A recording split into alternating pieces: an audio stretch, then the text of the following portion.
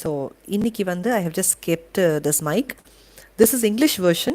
Hopefully, if with Baba Sankalp, I would like to continue the same reading with Tamil also once the English version gets completed. So the second part, second chapter, Pranams to the Lotus Feet of Baba. Chapter 2. Object of writing the work, incapacity and boldness in the undertaking, hot discussion, conferring significant and prophetic title of Hemad Band, necessity of a guru. In the last chapter, the author mentioned in the original Marathi book that he would state the reason that led him to undertake the work and about the persons qualified to read the same and such other points. Now, in this chapter, he narrates the same. The object of writing this work. In the first chapter, I described Sai Baba's miracle of checking and destroying the cholera epidemic by grinding wheat and throwing the flour on the outskirts of the village.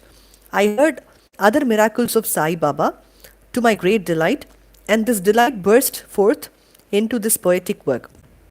I also thought that the description of these miracles of Sai Baba would be interesting and instructive to his devotees and would remove their sins.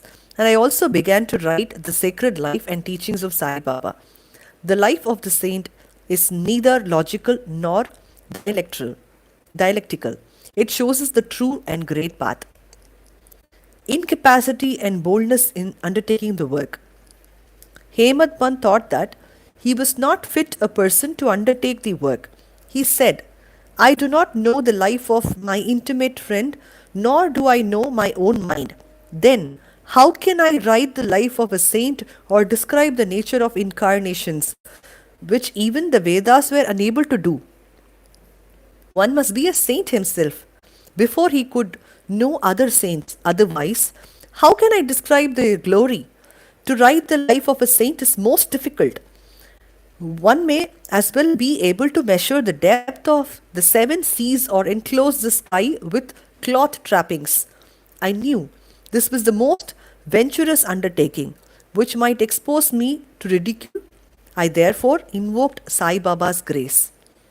The premier poet, saint of Maharashtra, Sri Dhyaneshwar Maharaj, has stated that the Lord loves those who write the lives of saints. And the saints also have their own peculiar method of assigning the service, which the devotees long for. The saint inspires the work. The devotee becomes only an indirect cause or an instrument in achieving the end. For instance, in 1700 Shaka year, which means the Shaka year is said like 1700 SA plus 78 to 1778 AD. AD plus Vikrami year. The poet Mahipati aspired to write the lives of saints. Saints inspired him and got the work done. So also in 1800 Shaka year, which is expressed as 1800 Shaka year is 1878 AD. In 1800 Shaka year, Das Ganu's service was accepted. The former wrote 4 books, Bhakta Vijay, Sant Vijay, Bhakta Leelamrut and Sant Leelamrut, while the latter wrote 2, Bhakta Leelamrut and Shant Katamrut, in which the lives of modern saints were described. In chapters 31, 32, 33 of Bhakta Leelamrut and in chapter 57 of Shant Katamrut, the life and teachings of Sai Baba were very well depicted. These have been separately published in Sai Leela magazine, numbers 11 and 12, volume 17. The readers are advised to read these chapters. So also, Sai Baba's wonderful Leelas are described by Mrs. Savitri Bai Raghunath Tendulkar of Bandra in a small book named Sri Sainath Bhajan Mala. Das Ganu Maharaj has also composed various sweet poems on Sai Baba. A devotee named Amidas Bhavani Metha has also published some stories of Sai Baba in Gujarati, some numbers of Sainath Prabha, a magazine published by Dakshina Bhiksha Sansa of Shirdi are also published. Then question on objection comes in. that while so many works regarding Sai Baba are extinct, why should this Satcharitha be written? And where is it necessary? The answer is plain and simple. The life of Sai Baba is as wide as and deep as the infinite ocean, and all can dive deep into the same and take out precious gems of knowledge and bhakti and distribute them among the aspiring people. The stories, parables, and the teachings of Sai Baba are very wonderful. They will give peace and happiness to the people who are afflicted with the sorrow and heavily loaded with miseries of this worldly existence, and bestow knowledge and wisdom both in worldly and in spiritual domains. If these teachings of Sai Baba, which are also interesting and instructive as the Vedic lore, are listened to and meditated upon, the devotees will get what they long for, like union with Brahma, mastery in eightfold yoga, bliss of meditation, etc. So I thought that I should call these stories together. That would be my best upasana. This collection would be most delightful to those simple souls whose eyes were not blessed with Sai Baba's darshan. So, I set about collecting Baba's teaching and expressions, the outcome of his boundless self realization.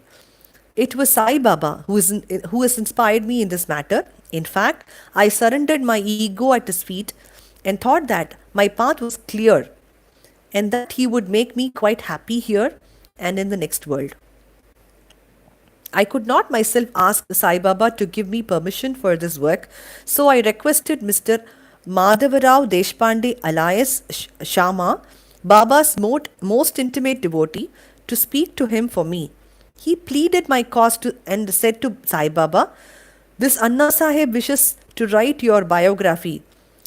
Don't say that you are a poor fakir and there is no necessity to write it. But if you agree and help him, he will write it. Rather, your grace will accomplish the work. Without your consent and blessing, nothing can be done successfully." When Sai Baba heard this request, he was moved and blessed me by giving me his udi, the sacred ash, and placing his boon bestowing hand on my head and said, "Let him make a collection of stories and experiences. Keep notes and memos. I will help him. He is only an outward instrument. I should write my autobiography myself and satisfy the wishes of my devotees. He should get rid of his ego, surrender it at my feet. He who acts like this in his life, him I help the most. What of my life stories? I serve him in this house in all possible ways. When his ego is completely annihilated and there is no trace of it, I myself shall enter into him and shall myself write my own life. Hearing my stories and teachings will create faith in devotees' hearts and they will easily get self realization and bliss. Let there be no insistence of establishing one's own view, no attempt to refute others' opinions, no discussion of pros and cons of any subject. Significant and prophetic title.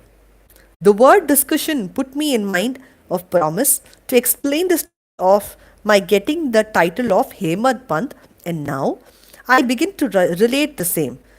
I was on close friendly terms with Kaka Saheb Dikshit and Nana Saheb Chandorkar. They pressed me to go to Shirdi and have Baba's darshan, and I promised them to do so. But something in the meanwhile turned up which prevented me from going to Shirdi. The son of a friend of mine at Lonavala fell ill. My friend tried all possible means, physical and spiritual, but the fever would not abate. At length, he got his guru to sit by the bedside of his son, but this too was no avail. Hearing this, I thought, what was the utility of a guru?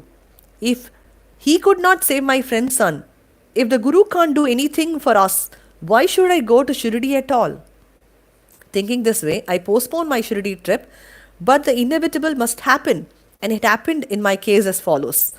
Mr. Nana Saheb Chandorkar, who was a divisional officer, was going on tour to Basen. From Thana, he came to Dadar and was waiting for a train bound to Basen. Meanwhile, a Bandra local turned up. He sat in it and came to Bandra and sent for me and took me to task for putting off my Shirdi trip. Nana's argument for my Shirdi trip was convincing and delightful, and so I decided to start for Shirdi the same night. I packed up my luggage and started for Shirdi. I planned to go to Dadar and from there to catch train for Manmad, and so I booked myself for Dadar and sat in the train. While the train was to start, a Mohammedan came hastily to my compartment and seeing all my paraphernalia asked me where I was bound to. I told him about my plan.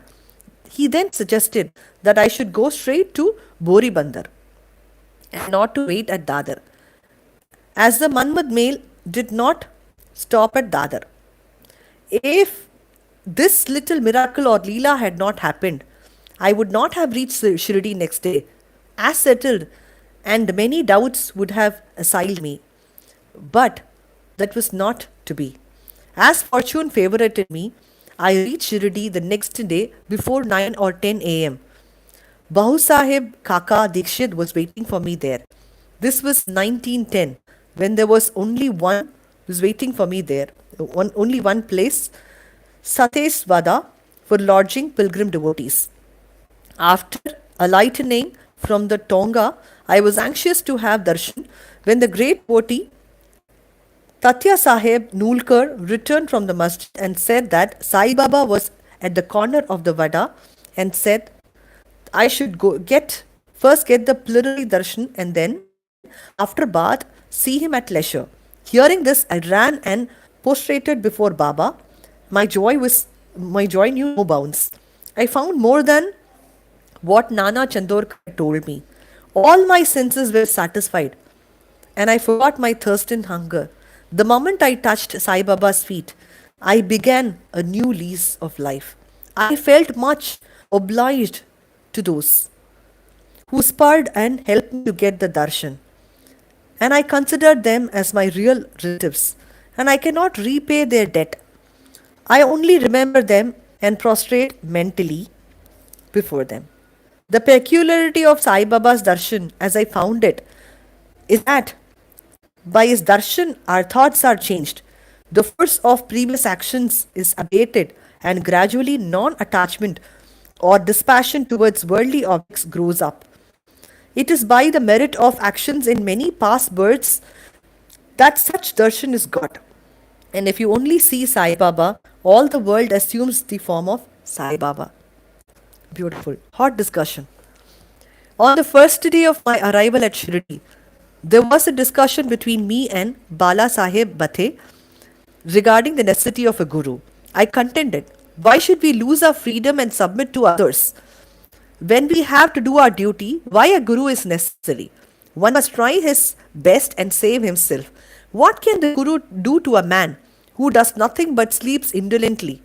Thus I pleaded free will, while Mr. Bhate took up the other side via destiny and said, whatever is bound to happen must happen.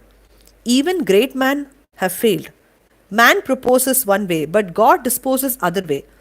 Brush aside your cleverness, pride, or egoism won't help you.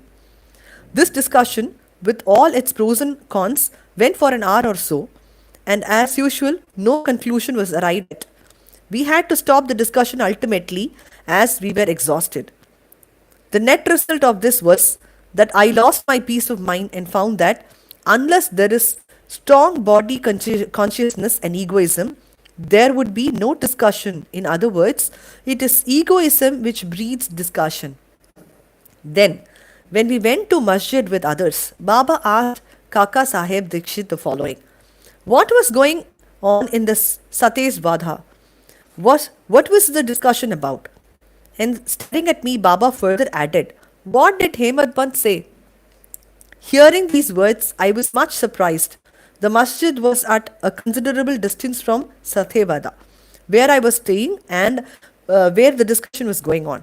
How could Baba knew our discussion unless he is omniscient and inner ruler of us all? I began to think, Why Sai Baba should call me by the name Hemad Pant? The word is a distorted form of Hemadri Pant. This Hemadri Pant was a well-known minister of the kings Mahadev and Ramdev of Devgiri of the Yadav dynasty.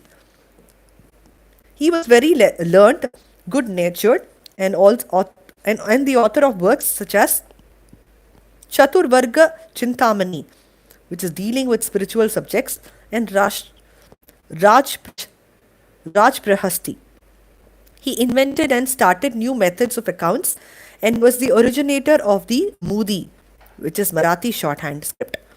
But I was quite the opposite, an ignoramus of the mediocre intellect. So I could not understand why the name or title was conferred upon me. But thinking seriously upon it, I thought that the title was a dart to destroy my ego so that I should always remain meek and humble. It was also a compliment paid to me for the cleverness in the discussion. Looking into the history, we think that Baba's word calling Mr. Dabholkar by the name Hemad Pant was significant and prophetic, as we find that he looked at after the management of Sai Sanstan very intelligently, kept all the accounts properly, and was also the author of such a good work, Sai Satcharitha, which deals with such important and spiritual subjects as dhyan, bhakti, dispassion, self-surrender, and self-realization. About the necessity of a guru, Hemad Pant has no left note, no memo about what Baba said regarding this subject, but Kaka Sahib Dikshit has published his notes regarding this matter. The next day, after Hemad Pant's meeting with Sai Baba, Kaka Sahib went to Baba and asked, Baba, where to go? Baba said, high up. Then the man said, where is the way? Baba said, there are many ways leading there. There is only one way from here, Shirdi also. The way is difficult. There are tigers and wolves in the jungles on the way. Kaka Sahib asked, but Baba, what if we take the guide with us? Baba answered, then there is no difficulty. The guide will take you straight to your destination, avoiding the wolves, tigers, and ditches, etc. on the way. If there be no guide, there is danger of you being lost in the jungles or falling into ditches. Mr. Dabholkar was present on this occasion and he thought that this was the answer Baba gave to the question whether Guru was necessary. Whether Guru was a necessity. Right, Sai Leela, Volume 1, Number 5, page 47. And he thereupon took the hint that no discussion whether man is free or bound is of any use in spiritual matters, but on the contrary, real Paramatha is possible only as a result of teachings of the Guru. As is illustrated in this chapter of the original work, in the instances of great avatars like Ram and Krishna, who had to submit themselves as their gurus to their gurus, Vasishta and Sandipani, respectively, for their getting self-realization, and that the only virtues necessity for such progress are faith and patience. Right, Sai Satcharitha, chapter 2, 191-92. Bow to Sri Sai, peace be to all. Beautiful. As I read this, I could only feel goosebumps every moment. I just ended up reading a paragraph and went to other paragraph. I'm reading it for the first time. Please pardon my flaws, if any. Om Shri Sai Ram.